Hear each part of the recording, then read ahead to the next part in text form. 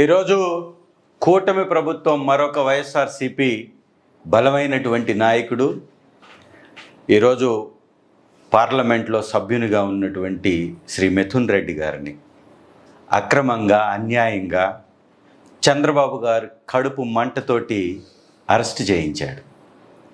అయా చంద్రబాబు నాయుడు, ఇక నీకు ఈ 175 నియోజకవర్గాల్లో ఉన్నటువంటి వైఎస్ఆర్ కాంగ్రెస్ పార్టీ నాయకుల్ని అరెస్ట్ చేయటమే నువ్వు పరిపాలన అనుకుంటున్నావా?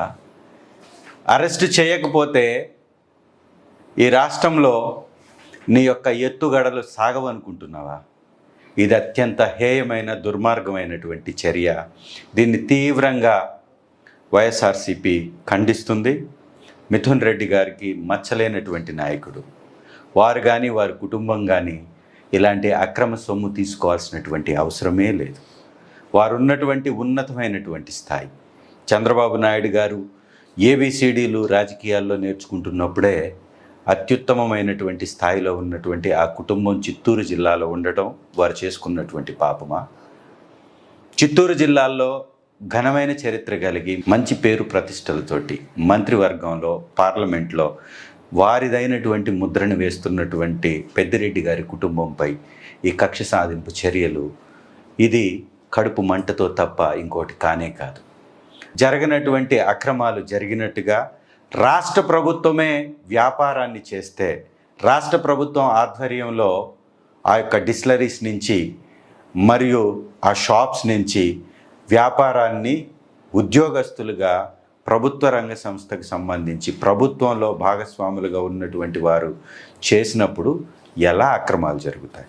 ఇవాళ చంద్రబాబు నాయుడు గారు ప్రభుత్వం వచ్చిన తర్వాత జరుగుతున్నటువంటి నీతి మాలినటువంటి వ్యవహారం మధ్యంలో ఎలా జరుగుతుందో ఒకసారి రాష్ట్ర ప్రజలందరూ గమనించాలా.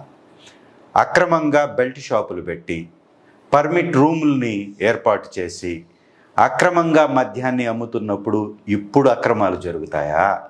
ప్రభుత్వం నిర్వహిస్తూ షాపుల్ని, బెల్ట్ షాపుల్ని ఉద్యోగస్తుల్ని పెట్టి అమ్మించి 3 క్వార్టర్లకు మించి ఉంటే అరెస్టులు చేసి విజిలెన్స్ డిపార్ట్మెంట్ని పెట్టి వైఎస్ఆర్ ప్రభుత్వంలో కట్టడి చేసినప్పుడు అక్రమాలు జరుగుతాయి. ఒకసారి ఆలోచించండి. వైఎస్ఆర్ నేతల్ని అరెస్ట్ చేయడానికి సృష్టించినటువంటి ఒక తప్పుడు సృష్టే ఈ యొక్క మద్యం కుంభకోణం అనేది ఎవ్వరూ మర్చిపోవద్దు. ఈ రాష్ట్ర ప్రజలందరికీ ఈ యొక్క సత్యం ఈ సంవత్సరంలోనే తెలిసి వచ్చింది.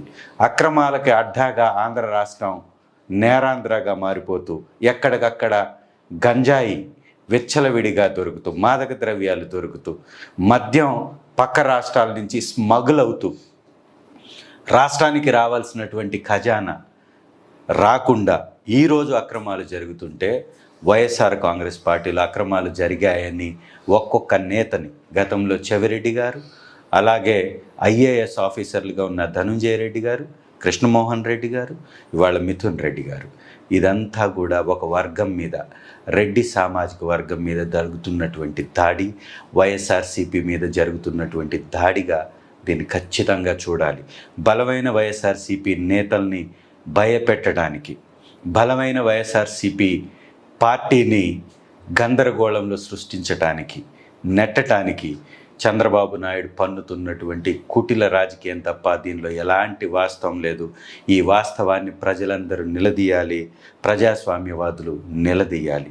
కోర్టులని లేదా వ్యవస్థలని తప్పుదోవ పట్టిస్తూ సాగిస్తున్నటువంటి ఈ యొక్క దుర్మార్గమైనటువంటి పరిపాలనకి స్వస్తి చెప్పాలి. చంద్రబాబు నాయుడు గారు చిట్ట చివరి అవకాశమైనటువంటి ఈ అవకాశాన్ని కొడుకుని పెంచటానికి, రాజకీయంగా పెంచుకోవటానికి చేత కానటువంటి, సత్తువ లేనటువంటి ఆ పార్టీని నడిపించలేనటువంటి లోకేష్ గారికి ఎదురు లేకుండా చేయటానికి ఈ దుర్మార్గపు నీతి మాలినటువంటి రాజకీయాన్ని చేస్తున్నారు తప్ప దీనిలో ఎలాంటి వాస్తవం లేదు.